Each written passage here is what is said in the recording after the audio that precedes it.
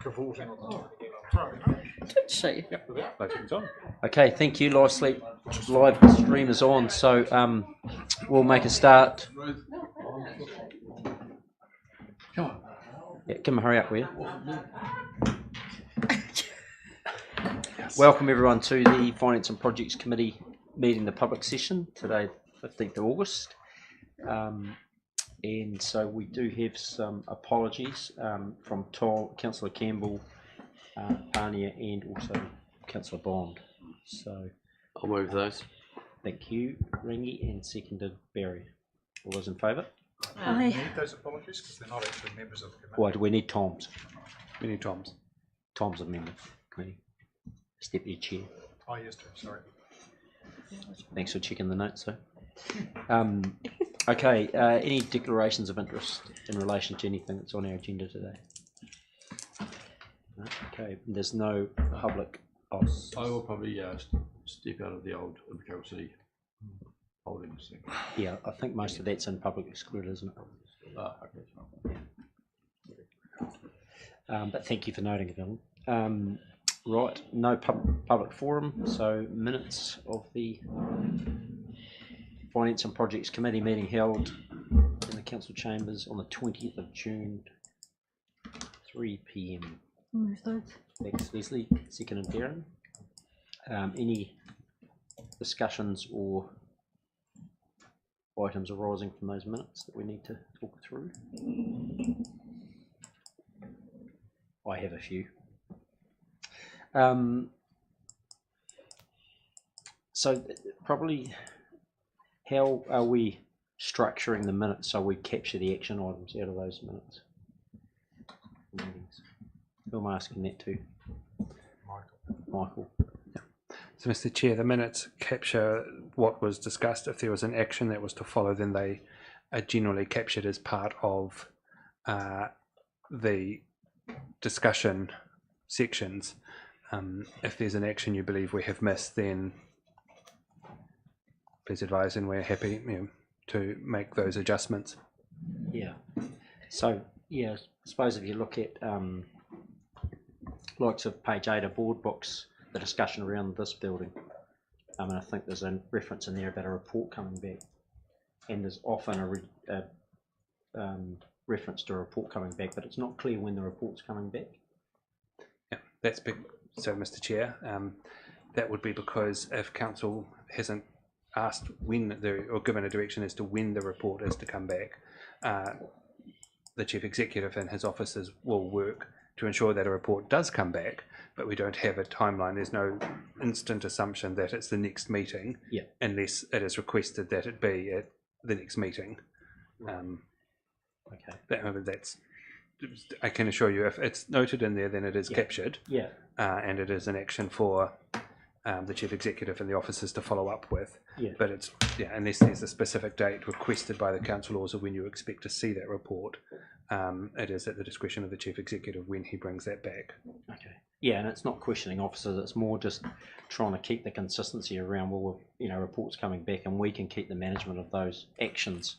And again, on page 9, I think there's talk through there about Walker Place in East Street West, and there's a comment about the paper coming back, but there's no reference around when we're going to receive that. So I think probably what we need to do as councillors is just, if we're asking for reports, then we've got in mind when we expect to see them back, and then staff will give us guidance around when they can be delivered.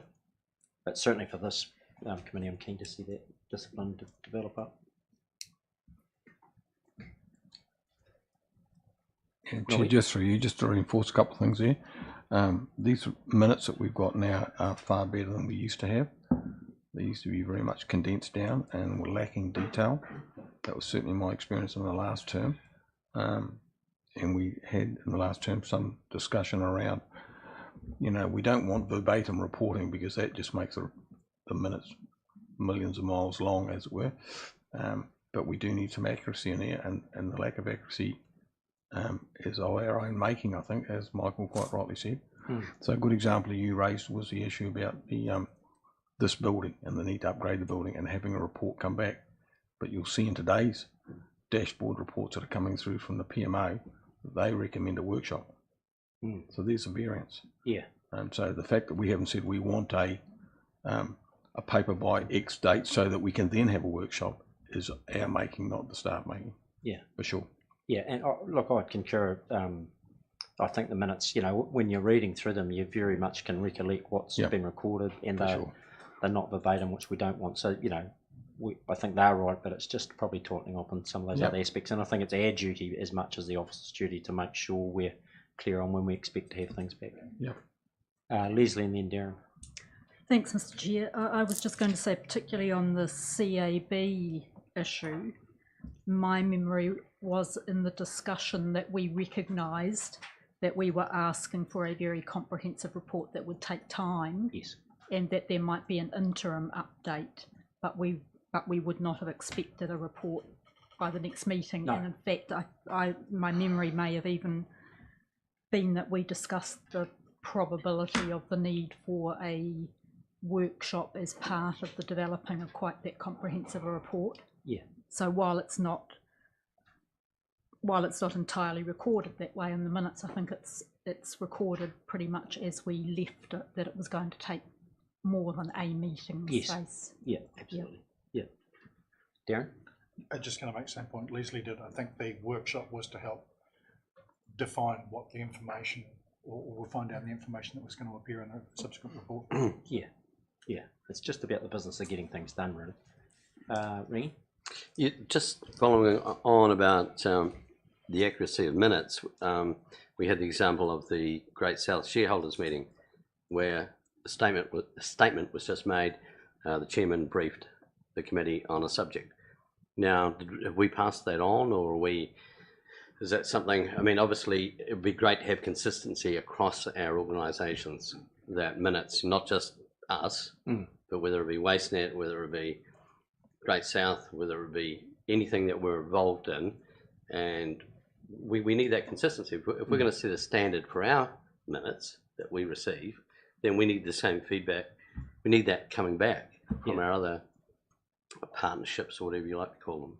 Yeah, and it's probably... It depends on those organisations, though. So it would be us saying it would be good if it came back, but we're not the only partner in those organisations. Well, sorry, there's got to be a minimum standard of... Someone's got to draw the line and set the bar. What is the minimum standard? Well, but equally... We don't set that standard by ourselves. Yeah, I think equally it's our responsibility as chairs to make sure that we're comfortable with whatever's coming through our committees. Through the chair, can I ask Michael Morris if what the standard would be expected, you know? So I think, as has been discussed, each council sets their own expectations on what they want to see in their minutes. We will have different expectations to our partner councils in Gore, Southland and the Regional Council. That being said, we can always go back to those councils and say that our council has expressed disquiet about the level of information contained in insert joint committee here minutes. Could we see some more information recorded in that? What does the Act say, or is it silent on the Act is silent. As long as the minutes capture essentially the resolutions, it's up to council to determine how much. As you will know, and it's been discussed, we used to do verbatim back in some time ago. We had moved in the last term more to resolution focused, which were very, very concise. And now we've sort of come back to more of a middle ground, following the direction of this council at the start of the term, that you wanted to see more information captured so you can follow what had been discussed. But that is the decision this council has taken.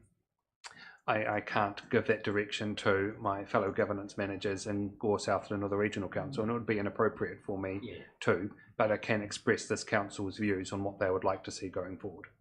That's a start, thank you. Yeah, and equally it's the chair's responsibility to make sure the minutes reflect accurately in the meeting. So the last 3 or 4 conversations have just reiterated the fact that we need to be clear about what we want. Yeah, that's right. Darren quite rightly said the workshop would allow us to identify what we want in the paper. You could argue the reverse as well, that if we're saying to staff, look, we may or not be in this building 1, 3, 5 years from now, whatever the figure is, it would be helpful before we start making some decisions about that to know from staff, well, hey, if you're not staying here, these are the short to medium term costs that we've got some costs around this building that are here, right here and now. I don't know that. No, So- I think there's a workshop next week. Isn't it? Yep. Yeah. Okay. Anyway, Thank you. good discussion. Everyone's awake now, so that's good. We've got a mover and a seconder for those minutes. So, being that they're acceptable, can I? All those in favour? Aye. Aye. Against? Carried. Okay. Strategic projects report. Welcome, Lee.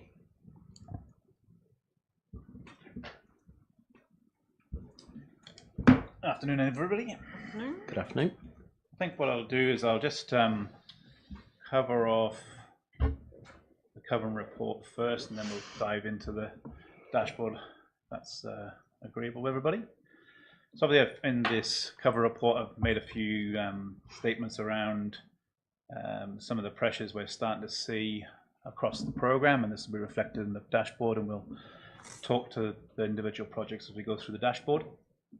What's becoming a little bit more the norm for us at the moment is value engineering, and still seeing some cost pressures in the industry pushing against what we could probably deem as normal rates.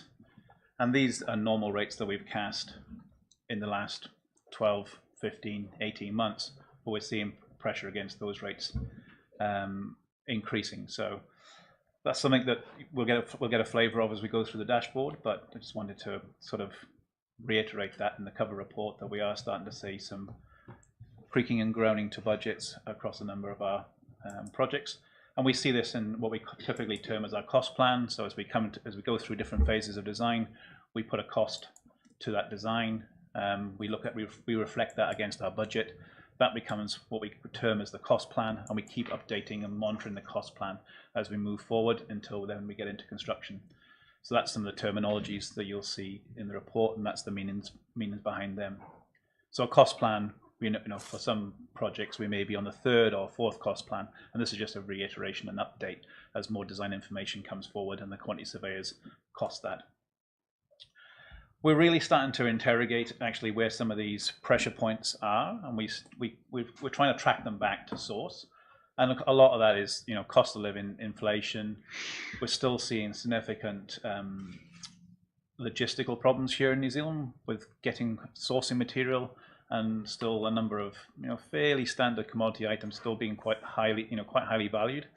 We've had all that problems with jib and stuff like that, and they've eased, but they haven't eased as much as we were hoping, and they're definitely not getting anywhere near pre-COVID levels. So that those inflation and those pressures, I suppose, that post-COVID are still lingering with us, and where some countries have seen them eased, we're not seeing that that easing here in little old New Zealand. Some of the items we've actually started to really sort of drill down on, and we've started to see cost spikes of 20+%, especially around sort of plant and equipment. So as we've started to deliver at Tidsbury, and that's flying along, we're just getting some intel through our contractors there that they're carrying a lot of weight on cost fluctuations, and they're not seeing any relief, especially in some of that technical stuff that's coming to our shores. And like I say, some of that stuff that we priced in 2021 is now 20% plus more here now in 2023. So they're the realities that we're tracking. We're aware of them, and we're just really drilling down into the detail of them, which allows us to make good decisions in the future. Other part of my cover sheet, obviously we talk about forecasting. I think the last time I sat here we were a little bit under forecasting, and now we're probably spending just a bit above our forecasting. And that's the trend that you'll find as we go through design phases. As we get to end of design phases, we tend to drop a little bit below our forecast, and as we start to get into physical construction on the sites, we'll possibly go above our forecasting spend. So that's typical ups and downs of through in design and through physical build. So I think overall the forecasting's been quite good within the team, and we're trending well in that space. And I think other than that, the cover report is reasonably straightforward other than that, but I just wanted to stress some of the terminologies and stuff before we get into the dashboard. Any sort of comments on the cover page? So as we go forward and you redraft or reprice some different scoping or design work, we've tended in the past to have 10-15% as a contingency fund in, would it be wise to have a percentage slightly higher than that? It's an interesting conversation about contingencies, and we have it all the time. The Yep. problem with contingency, you take it out of the value of the asset that you're designing, so you can limit what you're trying to achieve by holding more back just in case the dark day comes.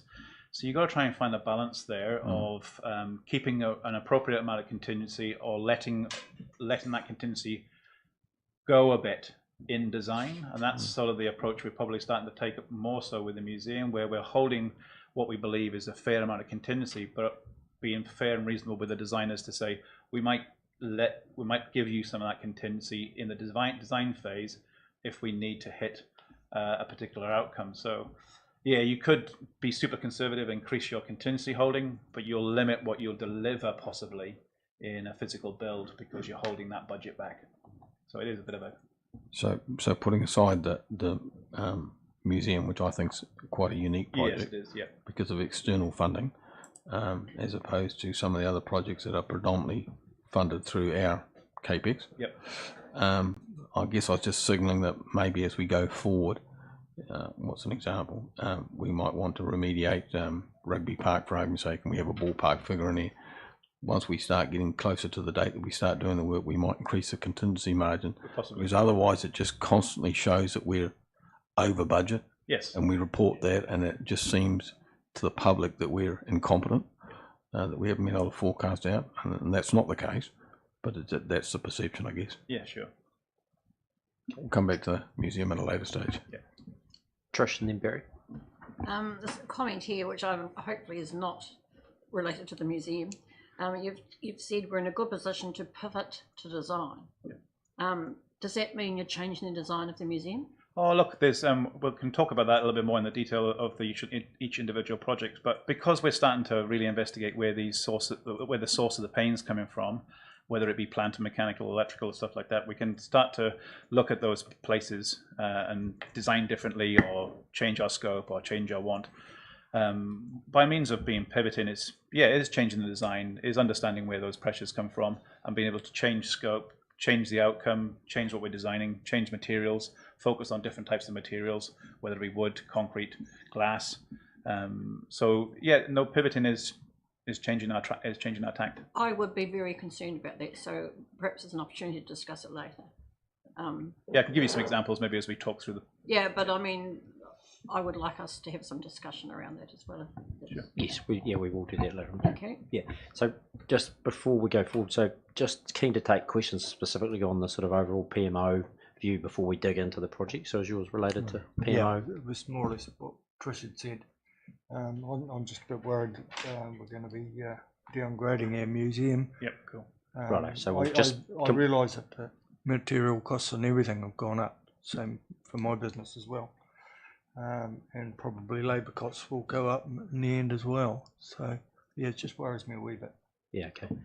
We'll talk about it later. So Mia, yours was specifically related to the museum, or is it related to generally the PMO? I've got two parts to it. So just on the general part, I'll take that one, yeah, and then I'll go to Nobby. when we started with the museum, Trish, we gave the PMO team some discretion around the size of the complex. We had three options that we considered, and one at the lower end, I think from memory, is about 1,300 square metres, and the top end was about 1,800. And we sort of created, from memory, about 1,600 to 1,800, which is still a big piece of real estate, but it gave them some flexibility if they had to claw back. But there are some other specific factors that override that as well, which is we'll talk about when we get to the specifics of the museum. Ring? Through the chair, when would be appropriate time to talk about projects that aren't on? Yeah, now. Now. Yeah. Okay, look, coming from my position as chair of infrastructure, we've got the CCTV one. Now it's a significant project, and I see it would be equally as significant as quite a few of the ones listed on there. Is there a reason why it shouldn't be on there, or should be there, or? On this particular dashboard? Yeah. Well, this is predominantly projects that the PMO are delivering, but whether we look at additional dashboards that cover all projects might be something we consider, but it's not been delivered by the PMO, so that's why it's not on Yeah. this particular dashboard.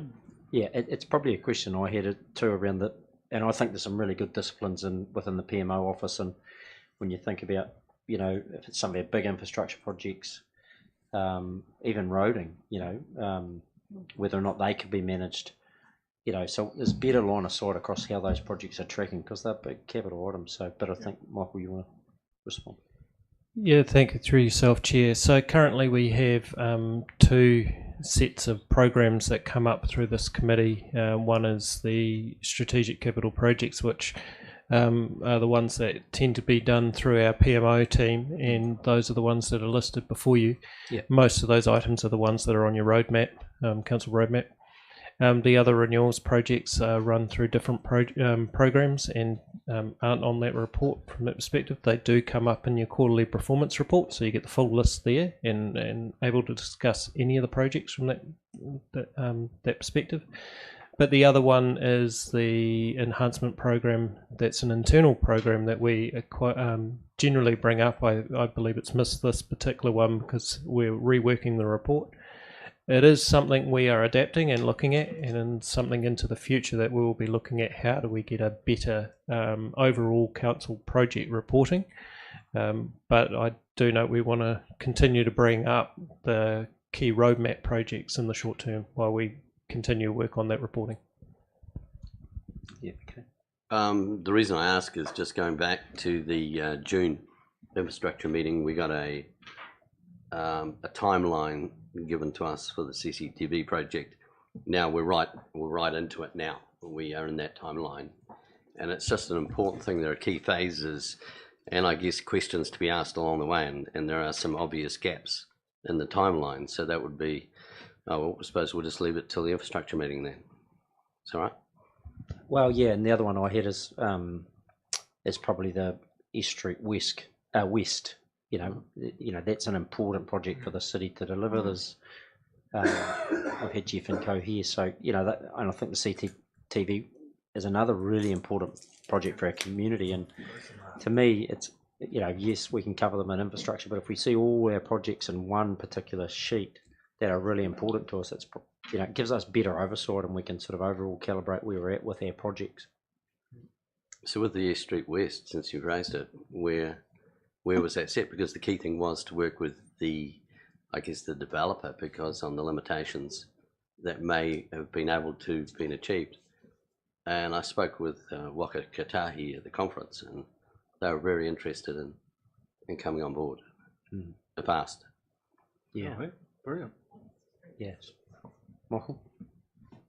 Through yourself, Chair, I'll just remind councillors in relation to East Street West, that's still being worked through to actually form into a project. At this stage, it is not an existing project on your roadmap. It will need to be established as one through council approval process.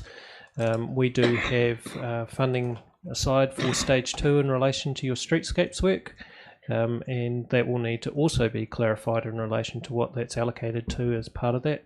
I'll remind council that the current form of stage 2 was put on hold pending a review, and we will be coming back shortly in relation to what that means for council. So I would believe that will go via the infrastructure committee from that perspective for first call. In relation to, it is focused on street and infrastructure works under the ground. So, thank you. Yeah, but I think that you've highlighted the point. It would be good to know that that's just where we're at with it, you know. So it's that visibility that we need as consistency, I think. Anyway, some feedback. Are we? Just in relation to what Rangi and Michael have both said, I feel that if Lee's current dashboard could include those other types of projects, even though they're not delivered by the PMO, I think that would be a one-stop shop for knowing where we're at with a lot of things. I think that would be very helpful. Yeah, and for me, it gives us one window look into the into the council around what are the big things that are important to us, and where are we at with it. They may not yet be projects, but they may be waiting for this, and at least we can know. And I think as councillors, it gives us the opportunity to go back to, you know, ratepayers and keep them informed about where we're at.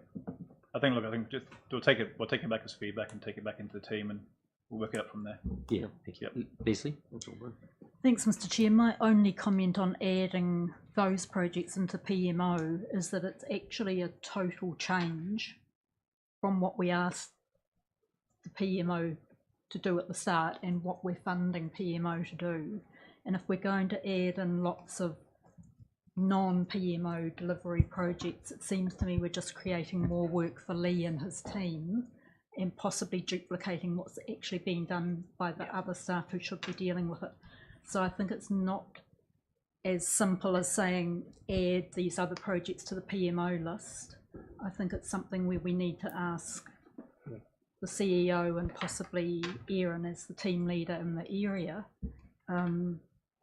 what is the most sensible way to report without duplicating? Because I just don't want PMO to be overloaded with adding in projects just for the sake of having things that are actually non-controlled by PMO on one page. It just seems it could end up in a lot of duplication that's not necessary. Yeah, and I that think would that's be my worry. That's what we've just done. We've asked them to reflect on it, seen the disciplines that Lee and his team are bringing to, you know, the projects that they're specifically related to, and then is there some stuff we can pull across to the rest of the organisation to make sure we get good momentum. Michael? Yeah, through yourself, Chair, that's a very good point the councillor raises, because I wouldn't have Lee sitting up in front of you reporting on things that are going on in relation to some of the roading projects, etc. We do need some time to work through that report. We haven't provided that report in the past except through our quarterly reporting, and that quarterly reporting is the full project list, but it doesn't go into the detail that you would want in a project reporting, and we're mindful of that and we want to get to that stage. Should we get to the stage that we've got a report to that sort of detail, you won't just have one PMO manager sitting at the end of the table. You will have a whole heap of managers that you will need sitting in the background to be able to ask those sort of questions, or a very upskilled GM table who know exactly which each of the projects are going. So we'll need to strike a balance and get the right information through to council. We are working on it quite quickly. I hope to have it within this calendar year. It's very much a focus of ours, but it's requiring a resource that we currently don't have on the books to actually do the work. So I'm waiting to get that resource. They're currently in a vacant role. Yeah, and that's good to hear. I suppose just before I come to you, Regan, in the interim, how do we? You know, because the feedback I'm hearing here is the councillors want good oversight of where we're at with different things that are on there that have been ticked off, and we're at some way through the process. They may be sitting in PMO, they may be just, okay, well, we've identified this as a priority for council, now let's work through a process. So that's the thing we're probably giving feedback on. Ringy? Look, just a comment then to make life easier for the PMO would be take Bluff boat ramp out and put it to infrastructure. I mean, I don't know why it's sitting there, because, you know, it's infrastructure. Clearly an infrastructure. No, it's been that project was transferred to the PMO to deliver, so that is one we are delivering. And it's going really well, so it can stay there. Thank you, Mr. Chair. Oh, bit of consistency. But I see the point you're raising, and it's a good point. Just as a final reflection, we've been slow on updating our community on the CCTV. The last piece of advice we gave was that we would have them in place by the last quarter of this year. We're getting very close to that. We are. Depending on whether that wording meant calendar year or fiscal year, probably meant calendar year. So we're already there, and there's no evidence of going up. And I'm not pointing the finger at anybody. That's not the issue. The issue is communities crying out for these CCTVs. Got a whole raft of issues coming to us, including Chamber of Commerce and people like that, and the police. And the other issue is the issue of S Street West. That's got some significant consenting processes to go work our way through. We are going to get right up against that new hotel unless we get started on that pretty quickly. That's right. Yeah, that's where it's raised. Erin? I just wanted to provide some clarity around which projects are included in the PMO and why. Generally, when we set up the strategic roadmap, we looked at those as being strategic projects across council, usually those that were upwards of $4 million, or a number of smaller projects that were considered to be the stone in the shoe projects, the likes of the Anderson House and the Bluff Boat Ramp, those that we've just been struggling to get traction on and had been pulled in for that reason. So that's just been the makeup of that strategic projects list. Once a project goes into there to deliver, it really needs to stay in there to deliver. There can obviously be decisions made around bringing other projects into the PMO, but that obviously needs to be balanced against the resource, because you also don't want to split the focus off those other key projects and sort of spreading that resource thinner and thinner. Yeah, and again, you've highlighted another really important point where we're having the discussion, because we shouldn't be waiting till projects get a bit skiddy before we pull them in and get something done around them. We want to make sure they are. So yeah, and so usually that's that 4 million and up projects that we would look to put in straight away. Yeah. Okay. Next part, which is Dashboard? actually, pardon? Dashboard? Yes, the dashboard. Yes. Any questions on the dashboard? I can go through. Do you want me to go through them through the projects? Or I think pretty much should have been read. So Yep. there's Cool. questions. I can start it off for 10. The museum storage facility, you talked in there about relocation risk, just in your commentary, in the ongoing gaps in information and planning. What are you talking about there? Yeah, so we set out, or the relocation team set out on this journey, and they created a plan, aka the relocation plan, and we fed back into that plan with quite a few lists of questions, and there was a lot of assumptions and that made on how they were going to go about the relocation, timing of that. Now stage one's been done. What we've asked is that plan's now revisited. Now we have some knowns. They know how the stage one's gone. We've got some tangibles. We think it's really important now that plan is updated with those tangibles, those lessons learnt, and then delivered back, so we can be comfortable and confident that stage two, which is critical for the demolition of the museum, but obviously fundamentally aligning that with the storage facility coming online as well. Yes. So that's we think that's a very key document that now needs to be picked up, tidied up, and represented back to the PMO office. Yeah, and it got some scrutiny around cost and that sort of thing too, didn't it? It did, yeah, and I think that's that you bring all that together now. There was a lot of hypotheticals. Yes. Now we know what we know. Yeah. So it's time to get that report tidied up. Okay, thank you. Evelyn? Yes, through you, Mr. Chair. I also had a question about the storage facility, but it was about the reference to things costing more. So just in terms of some of the specialist equipment, did we not pre-purchase that at the prices that we had quotes for? So some of the things like the shelving and things like that. Yeah. So for the storage facility, actually financially, it's tracking really well, because we contracted that in a very tidy manner, and it was a guaranteed maximum price, and we went out to the market and contracted that in that way with that contract tool. So that's a fixed price. That's that price that it's holding. The good thing from that is that we can get intel through talking to our contractor of where the pain's been, and this is where we've picked up the intel on HVAC and other equipment. They're seeing a bit of pain on that as a contractor, but it's a guaranteed maximum price. So that one actually is a fixed price, and that one's performing well. Okay, so that was a positive lesson learned then. Absolutely, but unfortunately, because the web market is the way it is, and look, some of our bigger projects, you're not going to get away with a guaranteed maximum price with some contractors. There'll always be some flexibility, and we talk about maximum price contracts, and you talk about guaranteed maximum price contracts, and they're all very different things. And all they mean is, in a very technical sense, is how variations can occur. So, and I won't go into the detail of that, but Tisbury was contracted really well and is performing really well. So then further to that, the only reason for the orange light is because we're now at the second stage of transfer. Yeah, we're just flagging that once that plan's tidied up, I'm pretty sure that light can go green. Because I think what we're going to find out when we go through that relocation plan part 2 is that time we assumed we needed for stage 2, we're going to need a lot less, because the teams really performed very well in stage 1. Thank you. No worries. Anyone else? Another question? Oh, Barry, sorry. Yeah, just got a question about the boat ramp. Is this a resource consent management problem, or is Well, it just something that's just come up on us? No, the resource consent has been a little bit slower coming through than we wanted.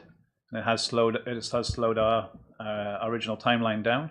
We've got the draft conditions now, which is great, but we're still waiting for the rubber stamp so we can get into it and onto it. So we got contractors and pricing ready to do the piling work, Yeah. but until we have a stamped rubber consent, we can't physically get into it. So it is a little bit disappointing that process has taken a bit longer. Right. But consenting can be one of those things. Thank you. In terms of the housing innovation, Lee, how many units is that? That's 4. 4 units.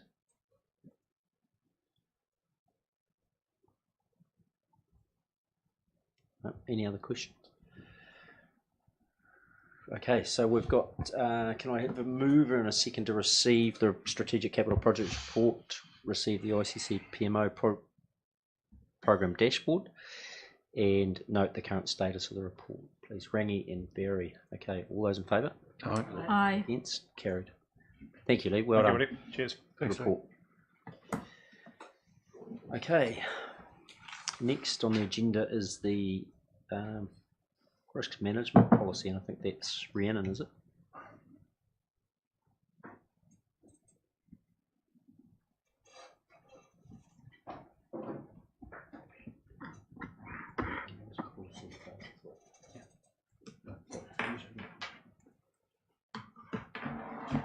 Welcome, Rhiannon. Kia ora, councillors.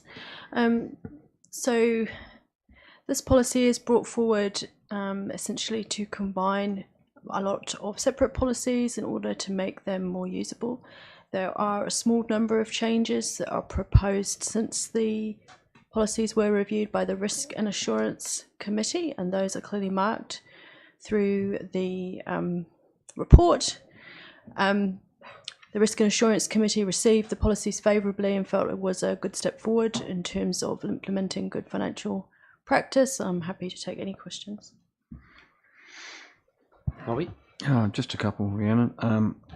In one section there on page 22 of board books, you've got a cap of $300 per night for accommodation has been introduced, which I support, along with a requirement to use preferred providers where possible. And I'm not sure what that last piece actually means. So to give you an example, I've been into Wellington recently where the organisation has paid in the range of $300 to $400 for night's accommodation, and I happened to stumble over Ibis, which is downtown Auckland and sort of central to everything you'd ever want to go to, which has a maximum of 180 a night. And I think that, and I suggested to the staff that were doing the booking that I'd like to go there again, but I think they're not a preferred provider. I just don't know what that last bit means. Do we have people or providers that we use that give us reduced rates, or is that an ease of booking that we just use the same ones over and over again, so long as they're under $300? Well, Ibis is 40% under $300. Chair, I'll refer that question to Patricia. Through you, Chair. Yeah. We have a number of hotel providers around the country that we typically use, and they have been our preferred suppliers, but I will take that feedback back to the team about potentially offering some other ones in some key cities where we are finding some challenges on that 300 limit. Like the location was perfect and the quality of accommodation was excellent. Yep. So I just thought there's some potential savings for us there. And the last issue for me is on same page, section 169, that you refer to the entertainment and hospitality expenditure has been removed as an allowable use of hospitality practices as it is felt to be inappropriate in a council context. And I'm not quite sure what that is. So to give you some examples, the mayor doesn't have a budget whatsoever. And I don't have any issue with that. I think you've got to be accountable for everything you spend, but there is the odd occasion where you have somebody in town that might have come to a meeting here at their cost, and taking them out for a meal at the end of the day is actually quite an appropriate sort of thing. So I'm not sure where that quite fits with all that, because I'm not sure what the allowable use of the hospitality practices actually means. Patricia again, potentially. I'm just quickly flicking through to 1.6.9. Oh, sorry. Oh, I see what you mean. Yep. It's dealt with on page 22 of the report itself. Yep. So you can 1.6.9 allows hospitality for relationship building, representing council, recognising significant business achievement, and receiving hospitality that you've received and direct or clear business purpose exists. So what we're taking out is that the previous policy had, if you were taking someone out for hospitality in the hope of making revenue for council from that relationship. So we felt it was unnecessary to have that in there as a separate, the revenue catch in there, because you had enough other ones to cover it.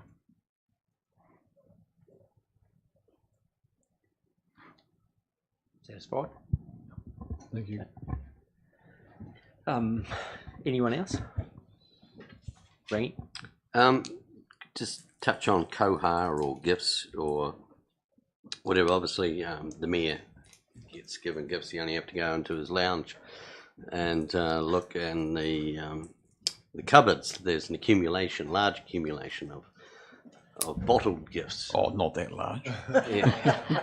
And it's a shame that these gifts, obviously, I mean, Nobby doesn't, but it's a waste to see them. They're going to go end of life and disappear. I mean, you got sake, you've got some stunning wines and everything like that, and they are basically going to just die, expire. And it's a shame, you know, that if we aren't, we should have a policy that if we're not going to use them in some format of ceremony or whatever, is that can we at least see them be used by someone?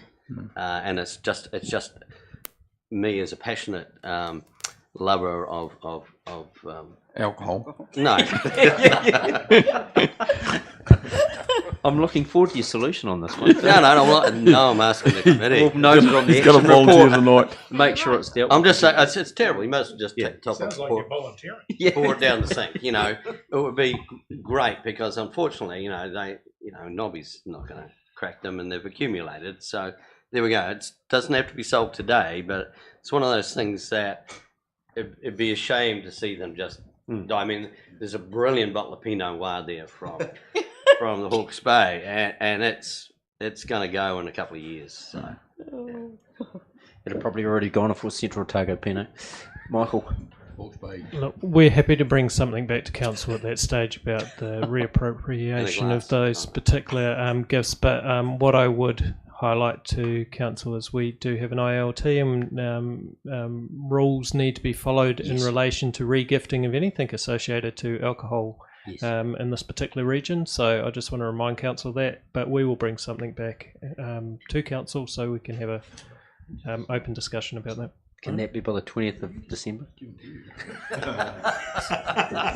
If you would like that minuted, absolutely, Chair. I mean, you're either going to waste it or just might as well just... Yeah, you can chair that committee too, by the way. Leslie first and then Norm. Thank you. I thought I would just point out that perhaps the reference on page 22 to disposal of surplus assets might be something that could be slightly expanded on. I had a note on that we need to have market appraisal within that piece of the policy, so I'm not sure the two are tied. But the end comment on page 22 is that sometimes market appraisal may be inappropriate and over costly. Yes, so that's right. There may be a balance point in there. Yes. Yeah. Hawke's Bay Pinot Noir. Yes. Nobby. Look, good example is where this stuff goes a little bit awry sometimes. I mean, I went down to the Indian Independence Day celebration today, and they gave me a small gift, and it was just a drinking mug about that big that you put your hot drink in. It's got a lid that you can twist around and drink out of, and it's got across the front of the Indian Association of Southland. I mean, what do I do with that? If I take it personally home, and I could use it at home, or use it going down the road to get a Starbucks or whatever, and then I'm seen to be using something for personal use, do I just sit it in a cabinet somewhere? I mean, I think there's a whole lot of grey areas in this area. Look, a good example is when I inherited this job. Tim, over probably a couple of decades, has got 3 bottles. I think they were sake or something. That in those blue, very good sake. yes, in those blue No, that's bottles. Chinese. Oh, Chinese was it? Sorry, yeah, Chinese. And look, they were just sitting in the cupboard and they've been there for as long as I can remember.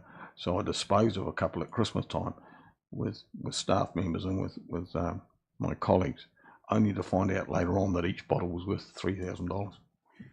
But again, if you just sit it there, it just eventually gets to the stage you can't do anything with it. Yeah. So it's, the people who give it to you expect you to actually use it, I think, when it comes to things like those sort of gifts. That somewhere along the line you find an appropriate time to use it, as opposed to just sitting in the cabinet till it gets past its life date. Yeah, that's right.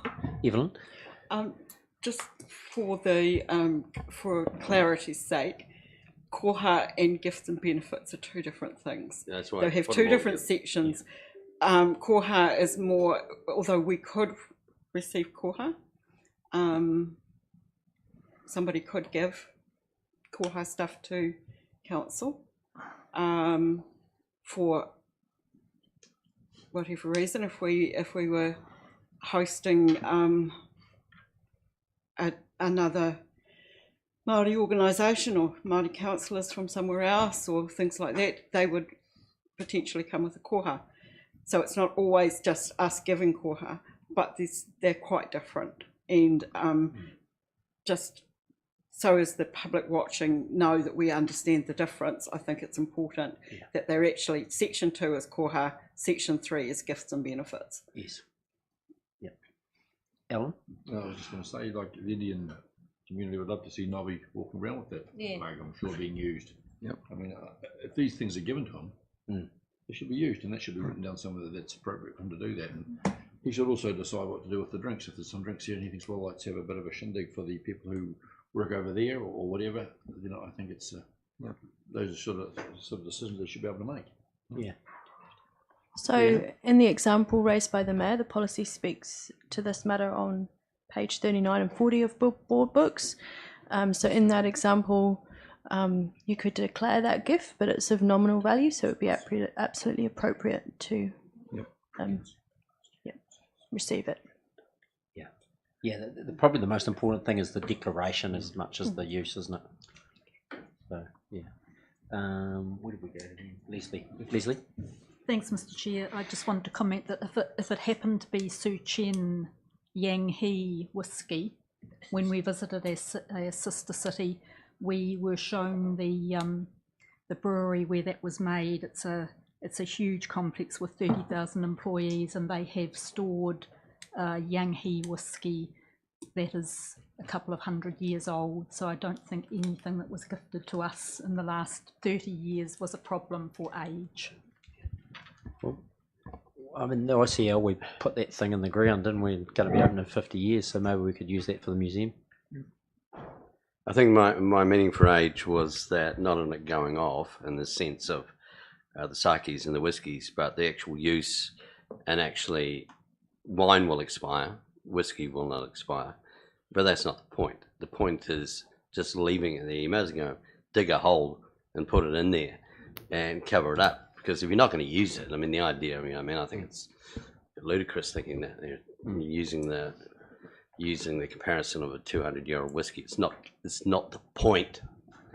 The point is that it's going to sit there not used, and it's a waste of time. Yeah, it is. Yeah, it is, and it's embarrassment, because if the people who give it to you find out that it's never been used, the feedback or whatever, then you've created another problem. So it's not an easy one, but it's in the something. In the, hence why the policy's been updated, and it's, you know, it gives good guidance in my view. So, right, any other? Nobby? Just 2 quick issues. Rhiannon or Patricia can help me with the first one, which is the issue of credit cards. So some of the credit cards that we have are around sensitive expenditures, which I have to sign off on. And so Michael won't mind me saying this, because this is not his issue, but I sign off on his credit card expenditure all the way through. But what I face on a lot of occasions is actually just what's on the credit card bill that we get from BNZ or whoever it comes from, and it doesn't tell me a lot.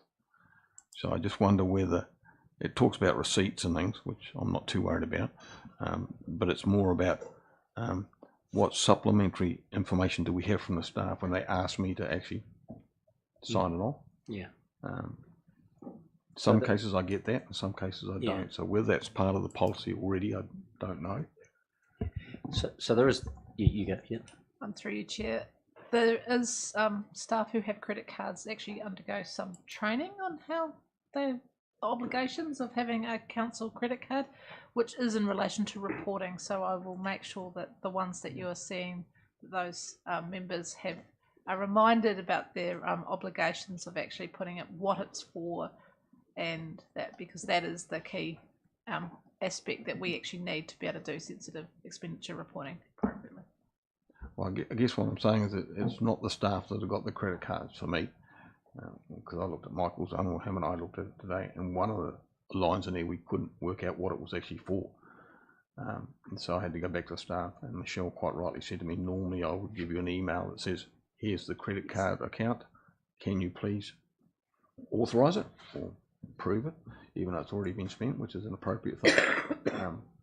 But we need to have something about what it's want, because audit will pick up on us. They'll come back to me 6 months later and say, you authorised that, what was it for? And I'll just say, but that's where, through you, Chair, that is where, rather than just receiving the statement, there should have been the work paper that goes with the statement that actually outlines that. So correct. It's just getting the process correct for authorisation. Yep, thank you. And moving forward, there'll be a technology solution that'll capture that when we do our enhancement program.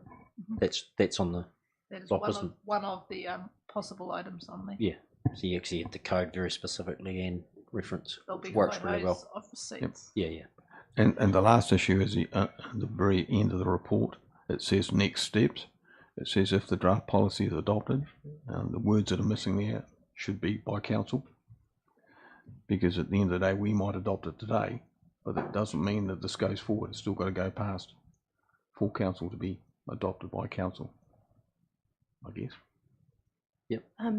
Yes, the mayor is correct, and that's why the wording of the recommendation to council Yes. is that this committee recommend. Yeah. Yep. The draft policy to be approved by council. Yeah.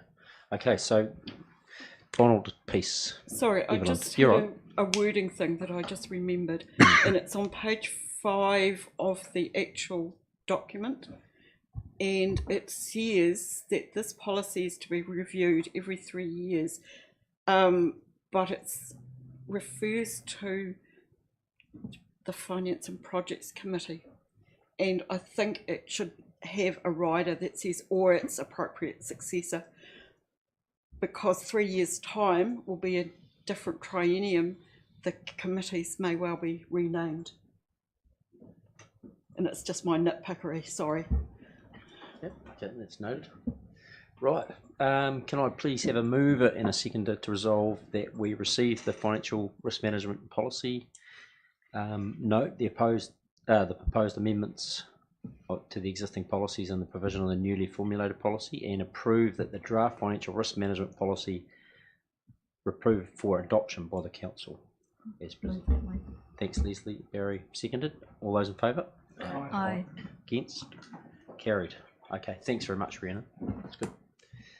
Financial update, Patricia. On the way. It's a long journey. Through you, Chair, just Yes. as a reflection of what we discussed at the very beginning of this meeting was, I mean, I raised an issue about the $300 limit for accommodation, and the staff said that they'd look into that.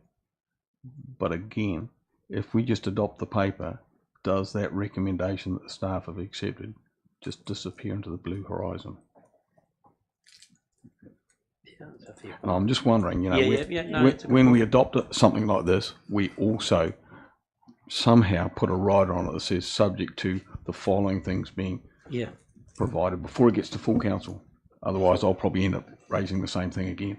Use my two Michaels here. I'll go to this Michael first. Thank you. Through yourself, Chair. And that's minuted and noted that we need to provide a response. So it'll be in the minutes that we've said that as council staff that we'll take that action on. So in all those cases, that should be what goes through the minutes, and that's the case where if it goes up for review at this committee the next time round, they can be checked to make sure that they have been noted any, but we do check that. Thank you. Thank you. Is that what you were going to say? I was essentially going to say something similar, and we do have something that manages to track our actions that arise out of council meetings. And Michelle has just reminded me that we used to have an action sheet that covered all these sort of things. So we will continue doing some more work on this. Yeah. But it's certainly a valid point. Okay, thank you. Patricia. Kia ora, councillors. This is the financial update for at 30 June. That does show what our treasury position is at 30 June, as well as the indicative management result for the year to 30 June. I say indicative and management because there's still a lot of water to go under the bridge as we go through audit and finalise the financial reporting to get an annual report result. So from a treasury position, we are currently sitting at a net debt balance of 65 million. This is still pretty much in line with where we said we'd, or just under where we'd be with the LTP. And we continue to have a small policy breach in relation to some of our borrowing, just as we're waiting to renew some borrowing and look at some forward swaps to make it. So in the June 26 June to June 27 period, based on current projections, we're going to be just outside our policy bands for fixed and floating debt. Skim past. In relation to it, I'll leave the comments about where our financial position are till my comments till we do the performance report, which is the next one in the agenda. But there are some additional analysis there on certain items which aren't covered in detail in the performance report. And if there's any questions, take them there. Nobby? I've got two issues for you, Patricia. One, it relates to the ICL loan, which you've got on page 51. So two things in relation to that, I guess, just so the public know. Eventually loans like this do get paid back, don't they?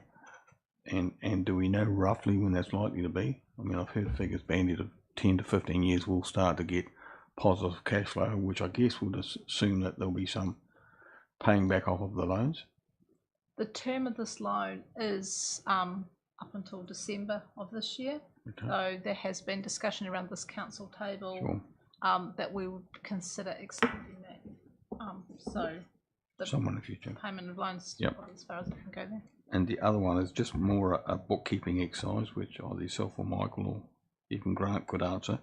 If we were in any of our organisations to convert loan to equity, does that then, that reduction in the loan, does that then improve our net debt situation? No, It doesn't, okay. it worsens our net debt position. Because we still have borrowed the money. Yes. And we've converted it to equity. It changes the balance sheet on the entity that we've converted to, or in this case it would be ICL, but we've still got the money we've borrowed from the bank and haven't repaid, so it's fixed in our balance sheet. And this is an area I don't have any expertise in around finance. I would have thought in the minutes. Thank you for that. I would have thought if we borrowed $1 to invest, for want of a better words, in a project, that is something that we borrow and we have a cost for that. That's borrowing against cash, which is what that's considered in the formula there. It says borrowings and other debt versus cash and cash investments. That's the equation. Whether we get the money back from the debt angle, I would have thought, or from the investment angle, wouldn't have changed that net debt. Am I wrong in assuming that? So through you, Chair. That cash and cash investments it's the equivalent of cash. So if you were to have let's put it in a house situation, an offset mortgage, you had some cash sitting in one account and your loan sitting in another, you could net them off. If you've got in our case, we consider those asset loans to be like cash, so we can offset them. If you don't have something that's cash generated that looks like cash, you can't offset it. Which is equity. which is equity. Okay, thank you. Or an asset. You notice that where we've borrowed for capital, we don't offset it. So this has got our borrowings, those borrowings at the top half of page 53 in board books. Yep. A lot of those have funded capital projects, so you're not netting off the asset that you've got. It's only if we've borrowed them for liquidity purposes, so for cash. So one final question, just so I'm clear going forward. So if we have equity, it's not dead money, because I would have thought that equity gives us a greater share in the company. That's one issue. So as they pay back, as you get positive cash flow, we get a better return by having more equity in the company. Or if we went to sell our involvement in a company, that equity, increased equity, would give us a greater return of the overall sale of the asset. Yes, it can give you that. It does, but it still doesn't affect the equation for net debt. Doesn't affect the equation for net debt. All right, that's fine. Thank you. Okay. Michael? I just wanted to add one. Sorry, Patricia. It's through yourself, Chair. It's just a nuance in relation to local government around the revenue that you earn in relation to the debt. Because local government is assessed on revenue for its debt cap, not only do you lose that the ability to apply that investment to debt, the revenue also lowers your debt cap, the loss of the revenue that you're receiving in relation to that debt. So you do get hit twice, so it changes in both spaces. So we're very mindful in watching that. That's hence why we don't like to invest in capital via borrowing terribly much, or in shares, because of that particular impact. But just wanted to highlight that, because particularly ones that don't have a significant return, because then that's where you have that issue. Yeah, if ICL was paying us a dividend, then that would help us on our revenue. No, through self-chair, absolutely, yes. Yeah. Yep. So when Michael refers to, through you, Chair, when Michael refers to the debt cap, just want to be clear, that's the self-imposed debt cap that we have, as opposed to the debt cap that would be allowable by our revenue under the local government funding agency. Yes. So through you, Chair, yes. Okay. It is both. Yep, that's fine. Okay. Thank you. Any other questions? Yeah, I've just got one, which is in relation to Saving Grace, where we've signalled $100,000 supporting a project. But from my recollection, that's one of three payments of the same size. We've done one, and we have two more in the future. So through you, Chair, there's only one more to come. Oh, so we've done two. Is there three? Rhiannon's nodding at me. I know there is 100 left to. Oh, okay, so we've done 200. So, Saving Grace Council decided at the time of the last LTP to allocate $100,000 to be picked up in the appropriate year. It's moved forward each year because the project hasn't yet reached the terms of the funding, and there's a report coming to Council on this matter at the next Council meeting. I'm not sure that answered the question. I thought, and I might be wrong on this, but I thought we approved 100,000 times three all up. No, it was one payment of 100,000. Okay, thank you. So just a further question, Rhiannon or Patricia. So when have we got any idea when they may meet the criteria to receive that payment? There's a paper coming to the Council meeting next week. Read that. Yes. Regarding this matter. Right, okay. Thank you. Any other questions? Nobby. Just the last one on dog registrations. The report says we have 663 animals not registered, unpaid. Is an element of that dogs that are deceased? Or are they just dogs that we've previously had registered that are no longer registered? I had a question on that too. Where did you get your number from? That number comes through. On page 58 of board books. Yep. But you said there's the amount of dogs that aren't registered, did you? Well, on the third line down, it talks about relating to 663 animals. Oh, right. So, Patricia? through you, Chair, that has come from our animal control, our animal team. So that is based on what they believe is the population. Okay. That will be tested in the coming months as they seek to follow up those unpaid dog registrations. Yep. Yeah. So yeah, I had a similar question around. So it's just what was registered versus what's now registered in the GET. That they do look at things, as I understand it, like the age of the dog. Yep. So if there's a dog that's not registered that is getting old, it may be deceased. Have you got something to add there, Jonathan? Jonathan? Through you, Chair. No, I don't think I can add much more than Patricia's given you. It can be difficult sometimes to track down whether dogs are still alive, but it's one part of our process to check that part out. So there is work being progressed in that area at the moment. Yeah.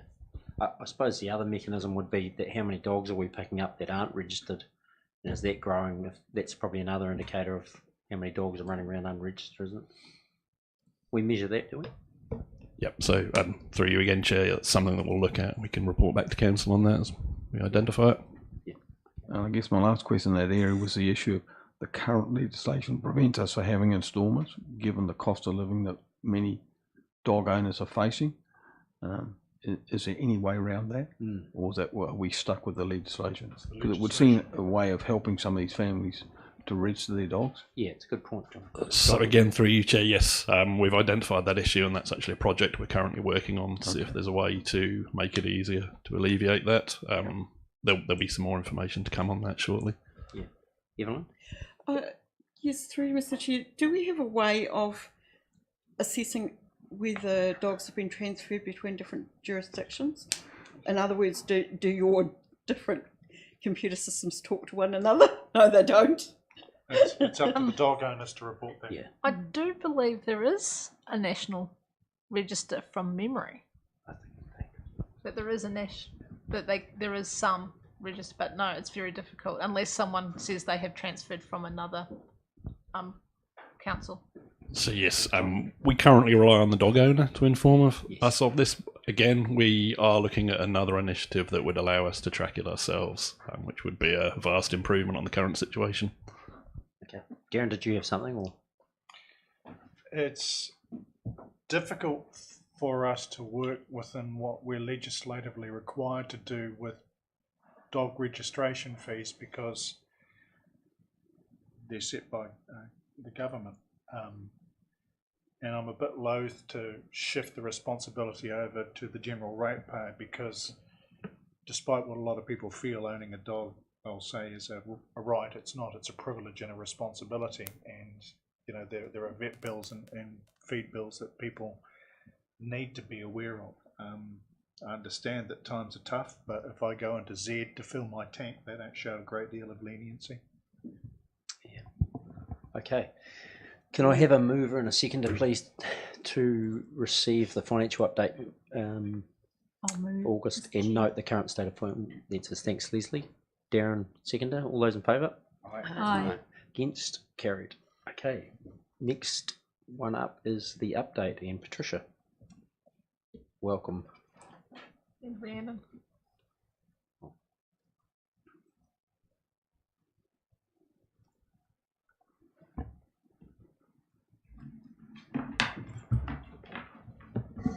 Oh, sorry. Yeah, sorry, the performance report, yeah. So, kia ora again, councillors. This is the Q4 performance report. It's important to note that it's the end of year summary, but there is still various elements that need to be checked as part of the annual report process. So when you receive the annual report, that will be the final statement for the year. Some of the key things to take into account for this year is good to see a lift in the levels of service over the previous year. We can see some of this being the return of the post-COVID environment in terms of leisure and recreation, particularly being now returning to the levels of performance with visitor numbers. The other thing that I'll draw your attention to is another big year of capital program delivery. So if you look at the chart on page 62 of board books, you can see there the trend of capital delivery over the last few years. So while it is not the full 100% of the planned program at the time of the adoption of the LTP, the auditors did make the note of how ambitious the capital program was. Patricia, you may have other financial elements that you want to draw attention to. The financial performance at the moment, we're sitting at a net operating deficit of 8.7 million. This is actually slightly better than what we thought it could be. It's about 3 million better at the moment. And that's mainly because of some additional ability to recognise some additional subsidies. And that's predominantly the better off funding for Tisbury. For the Tisbury project, we've been able to recognise some of that as at June. From that, it will change a bit, but the capital program is probably something that we need to, at 51.1, that may still move a little bit as we go through those final changes. The other bit that I was actually going to raise was the recognition of how low our cost of debt has been for the year. We've got a 2.88% average borrowing rate. That will go up significantly in the next 12 months, but that does mean that our operating costs have, because operating costs include the interest costs, are much lower than many other councils with a similar debt level than ourselves. Thank you. Any questions relating to the report or comments? Yeah, I've got about 15 of them. So it might be helpful from my perspective if we just work through each section as we go through, because there are different topics. So if I go to the first one, which is on the very first page of your report, Rhiannon, which is recommendation 5. It talks about year-end review and adjustments, including selected asset revaluation and council share of WasteNet are still in to be considered. So before Rangi asks this, because I'm sure he will, WasteNet currently sits on about $1.4 million worth of reserves. So in our bookkeeping, do we have our share of that sitting in there as a reserve or as part of our net debt, I guess, calculation? Because our share is probably in somewhere north of $700,000. Through your chair, that comes in as our investment in associates and other. Okay. We do consolidate it in. It doesn't show up when we do this period thing, but it will show up when we give you the draft annual report. Okay. Keep going. Oh, keep going. Oh, sorry. On the rating KPIs, it says 3 KPIs are missed, and it talks about the KPIs for rating around deaths and serious accidents is world leading, and inspirational KPIs around 0 deaths. I mean, this is a little bit like being cigarette free by 2025 or accident fatality free by Waka Kotahi by 2050. It's an absolute nonsense to say that on our roads and our lifetime that we'll have no serious accidents and no deaths. And so if you set targets too high, you're constantly reporting that you're failing. And I think it's a discredit to Russell and to others that he has some very good results in the rating KPI areas, even though everybody bitches and moans about potholes. That gets very good results there, but he's undone by some factors that may be outside his control. Couple of factors that might be outside of control is driver behaviour, which we can't determine, alcohol use, people that are not happy with the current speed limit reductions and want to go a bit faster when they're driving, or whatever. It just seems that if you have these inspirational 100% sort of targets, you set yourself up to never get there. So I just wanted to reflect that, and I think he's got some good results in that area. Are you still going to stay on that page? Sorry? Are you still going to stay on that page around your comments? Are you still going to stay on that page? I've got a couple. Sure, yeah. Yep. Just nice to note that solid waste, the improvement there for the 5 KPIs, and equally the high satisfaction around parks, reserves and libraries. I mean, that's really good to see. I know how much I go on about our parks and that sort of thing, and it's great to see a community really valuing those assets because they're a really important part of our community. So. The other comment I make on page 60 of board books as well is the regulatory services. So close your ears for a minute, Jonathan, because 96%, which as you read a bit further on, is actually 98% because in a couple of cases the consultants didn't stop the clock on the 20 working days, which is a bit of an oversight. To have 98% when I can recall when I first started on council was about 40%. It's quite an outstanding result. Yeah, so no, well done. Anything else? Next page. Sorry, what page are you on, Nobby? I'm on to 61 now. 61 of board books. Yeah, financial operations. Halfway down that page, it talks about employee expenses and some of the vacancies we have, or and our inability to get qualified staff. And I just wonder whether that opens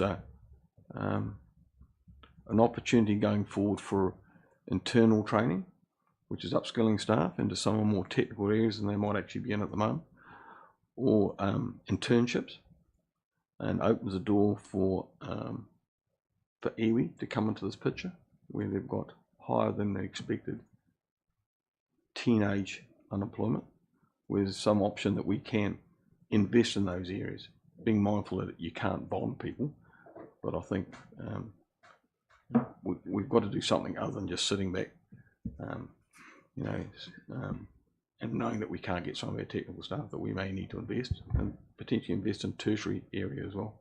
Yeah, I think we raised that last week in the workshop, didn't we? Or was it? Yeah, last week we did talked about our people policy, didn't we? And Joe's coming back with a paper at some stage.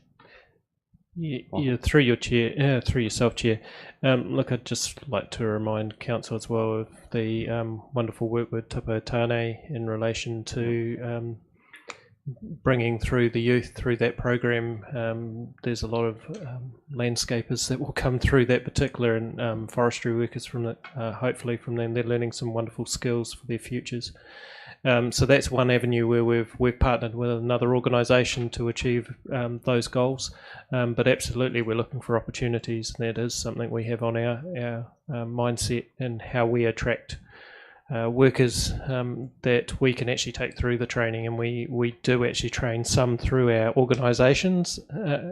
At the moment, we've got an example of a number of people that have had multiple jobs as they've gone through, as they've trained up and then upskilled themselves into different levels within the organisation. So we're actively working on that, and we are working on a people strategy for the organisation ourselves. So that will take a little bit of time to get through. We need, again, it's a bit like our other report. There is a vacancy in the one that's supposed to work on that, but in both cases, of those vacancies, we're hoping to fill those in the very near future. So we'll get that work kicked off and get it going. Yes. I think Patricia's already answered my next question, but partway down it says Council still maintains one of the lowest average borrowing interest rate in the country at 2.88. So I guess I was just looking for confirmation that's because of our credit rating being as high as it is. No, okay. Through Chair, no, it's not only the credit rating. Yep. It is just at the point of time we were borrowed with fixed interest rates. Yep. We're fixed for periods at very, very low. Yep. And so as those start to roll off, and they are starting to go through a period of rolling off, we will go up and join the rest of the market. But our credit rating must also help. A small amount, but it's not the main reason. It's just where we've borrowed, at what point in time we've borrowed. Yeah, it will have an impact probably going forward because credit risk is being priced higher. So if we're at the bottom end or the top end of the curve in terms of low risk, then we will get a benefit as opposed to some other punters. Just keep going. Yes, I'm on to page 85 now for those that have not kept up with it. Really racing ahead. Racing ahead, which is the roading service. And just to reinforce what I said before, I think as we go forward in roading, and I'm in the commentary part there that talks about, for those that are online, number of fatalities and serious industry crashes continue to be of concern. and council staff are working alongside Wakatari Road to Zero based on a vision of zero, a world-leading approach to societal commitments to work towards zero harm on the roads. And I just think as we go forward, setting 100% there is just setting Russell and his team up to fail. And so I'm not asking for any changes now, but certainly when that comes around for negotiation next time around, which might be the next long-term plan or the next annual plan, to give some margin in there, because when you look at how he hasn't achieved, to have one fatality and I think 17 serious accidents, you'd argue that most of that stuff's beyond the control of a roading manager. I mean, there might be some element of potholes, there might be some element of the nature of the service of the road, and that all comes out in coronial type inquiries. But I mean, there's just no way that in a TA this big that we're not going to have a fatality or a serious accident on any one 12-month period. That's right. Michael? Through yourself, Chair, look, I have to reflect on that one and say there's a number of KPIs that councils have upon legislatively placed upon them, and this is one of those KPIs which we're not in the position to be able to put in a different one. It's a message that's being sent that the target for the whole country is to achieve that. They use the reporting to actually go across all regions to say where they've actually had them.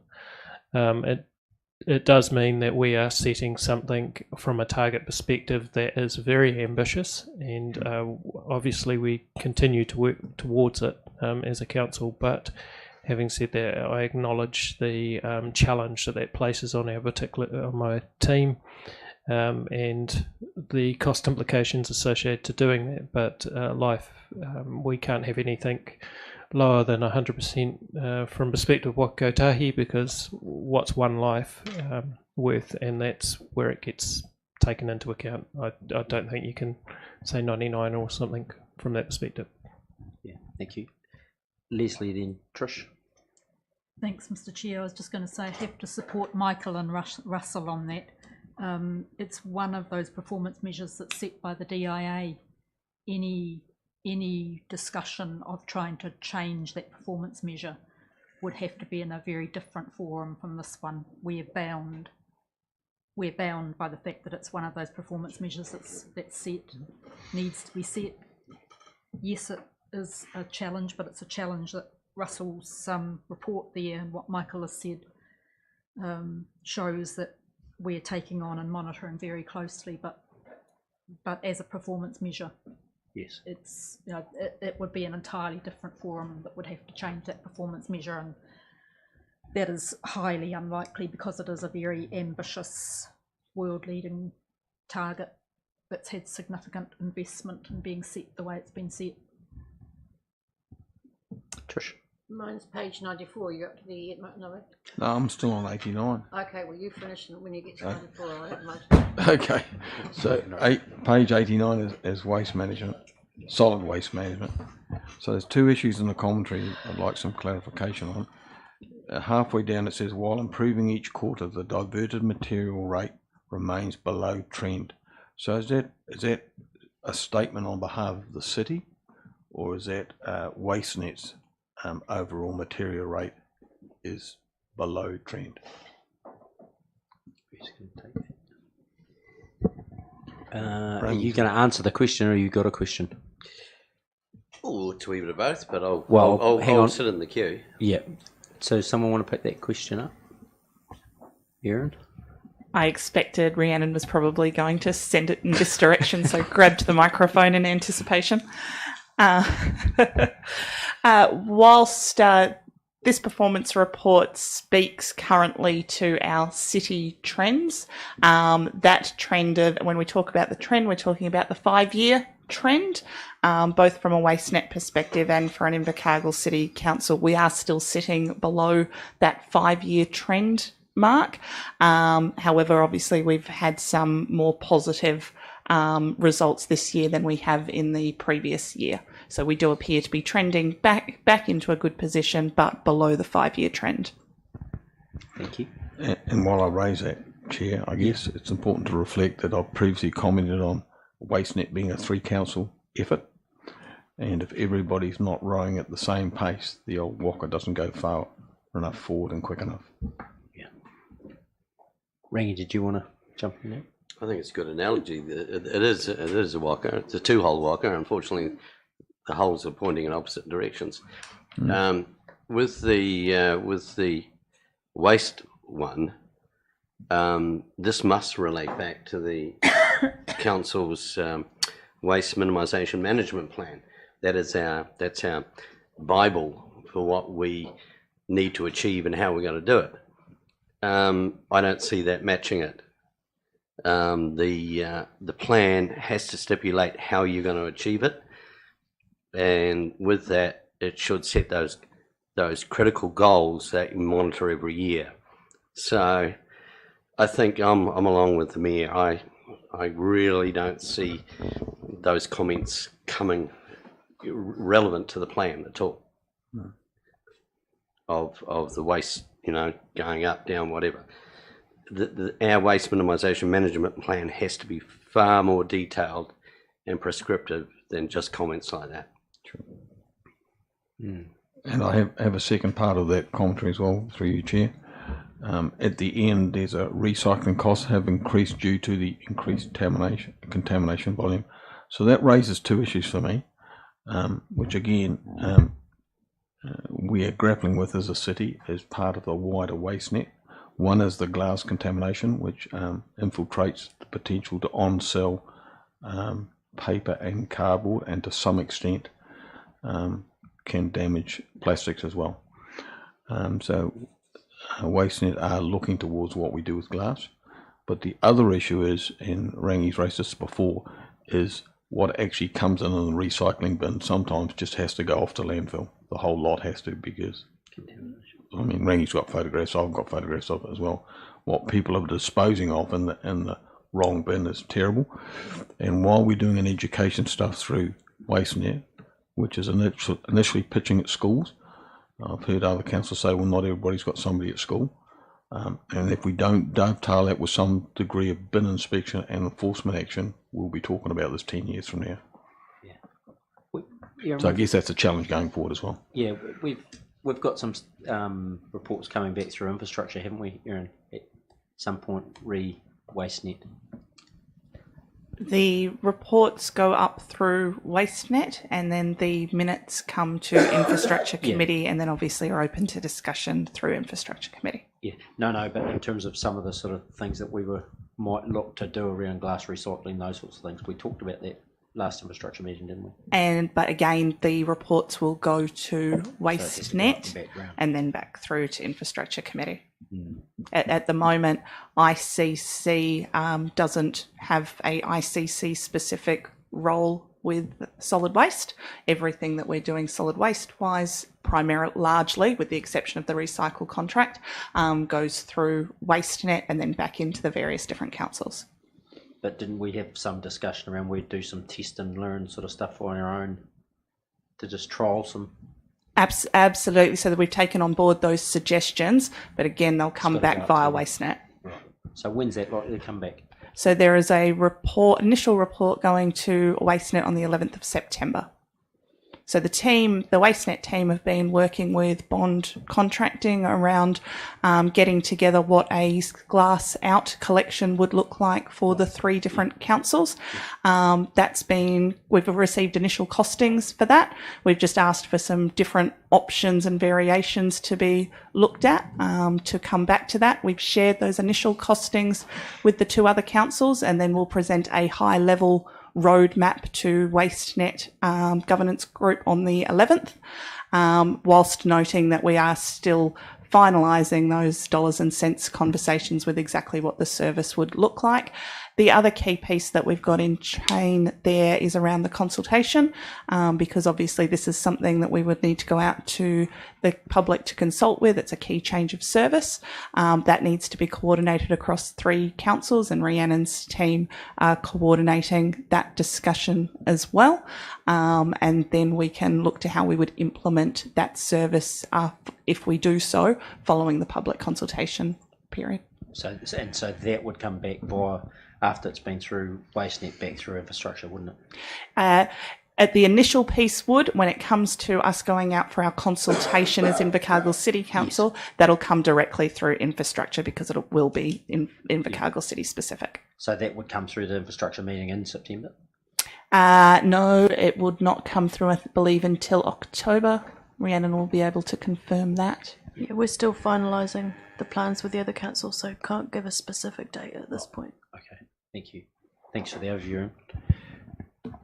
Look, I don't know how many times I've got to bring this up, but the Waste Minimisation Act 2008 stipulates that a council must have a waste minimisation management plan that is prescriptive in what it does. Currently, our plan was done in a rush, and it was during COVID, so it was very difficult. But the plan does not sit with what we're trying to do. So I don't know how many times I've got to say it, but we need to get our WMMP sorted so we know where we're going, not do stuff ad hoc. So, I mean, I don't know whether they do these acts and everything just for fun, but I thought they were reasonably important and with statutory law. But isn't that something that would be picked up through infrastructure? Well, I said it at the last meeting when we had this discussion, that the WMMP needed to be right on key, on target, not the current one we have. No, So here's the frustration. We are one of, I think, 3 councils out of 67 that don't do glass recovery. Parts of Christchurch, parts of Auckland are the other 2. While we go out for consultation, it may be that many of the people that give us feedback will say, hey, there's an additional cost here that we don't want to wear in rates. Then what do we do with that? Given that I think we have an obligation to separate glass out like everybody else is doing. So that's the first issue. The other issue is that we tend to go through WasteNet, and the other 2 councils in WasteNet have different views on glass recovery. One's opposed and one's looking at an alternative. So that leaves us having a need, but we're still funneling through WasteNet, which is, I guess, what Rangi's alluding, that doesn't sit within a plan for us. And I guess the other issue is that bond contracting has been sold, I understand. And so I'm assuming that the contracts that Bond have run through till 2027. That was my understanding. So if that is the case, and we want to add glass, which is a substantial cost, which is another round of pickups, are we contracting or asking Bond or the new owners of Bond for a cost? This is a question for Aaron, I presume. Or is that something that we would need to put out in tender, given the limits that we have on contracting? Yeah, well, look, I think we're deep into sort of an infrastructure discussion now. So as the mayor and as the chair of infrastructure, I'm probably going to put it back to you guys to say you need to come to your respective committees and council with, with the, we know the issues because we've consistently heard them, and I think the council has given a very clear mandate where we want something done, but we need those committees to come back to us with, here's their resolution, and this is where we're at. So we'll park it there and leave it to you to wrestle with it. Thank you.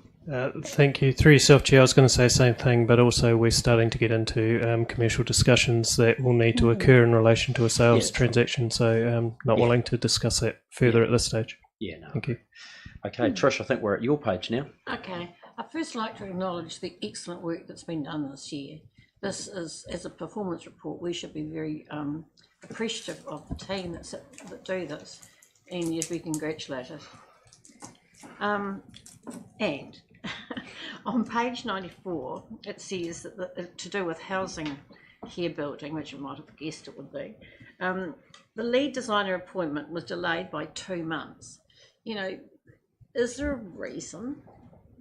I mean, obviously, there was a reason, but we've got to be careful about these things because there are people at the end of it who are losing out.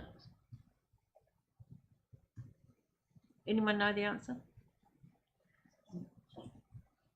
I was going to pass that one. Read the lead designer. Sorry, I was just flicking back between my reports. In terms of the delay with Sterrett Street, it was simply around timing coming back for the design. The project team were doing their best to be able to keep it on track, but there was some slippage in terms of getting those initial concepts finalised to be able to be priced. Yeah, it just does seem a shame though, doesn't it, that we lose that time. Absolutely, but obviously from a PMO perspective, they try desperately to keep everything on track, and it's not 100% perfect. They're doing pretty well, I'd say, overall across the entire program, particularly given that it's been a program that's been accelerated with some pretty chunky extra requirements put on the team last year. So yes, absolutely, we'd like to be 100% on everything, but we have had some slippage in a couple of the smaller projects. I just had to mention. Just a quick reflection on that through you, Chair. Trish, you and I have both had people in our ears from the housing portfolio, and a level of noise that's probably much greater than it needs to be. When I look at the results that are in this report from the housing division, which is predominantly our aged care facilities, their ability to respond to requests is outstanding. I don't think any private sector provider would be anywhere near the 1 day and 2 day responses that they get through council. Nowhere. So I think it's quite an outstanding portfolio in lots of ways, but it just never seems to satisfy everybody. Sorry.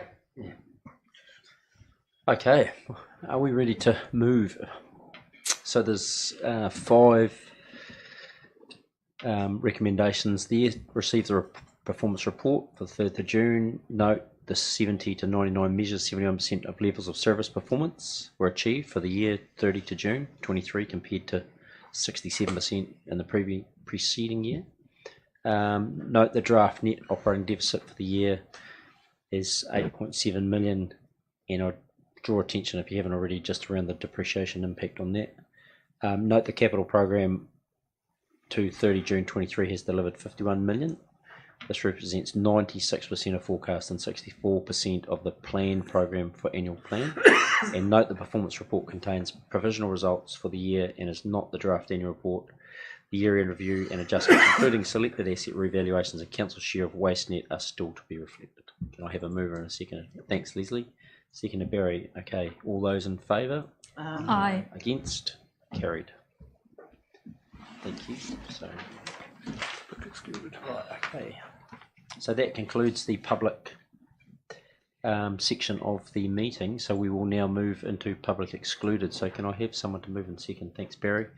Second, Darren. Thank you. That we move into public excluded. All those in favour? Aye. Against? Carried.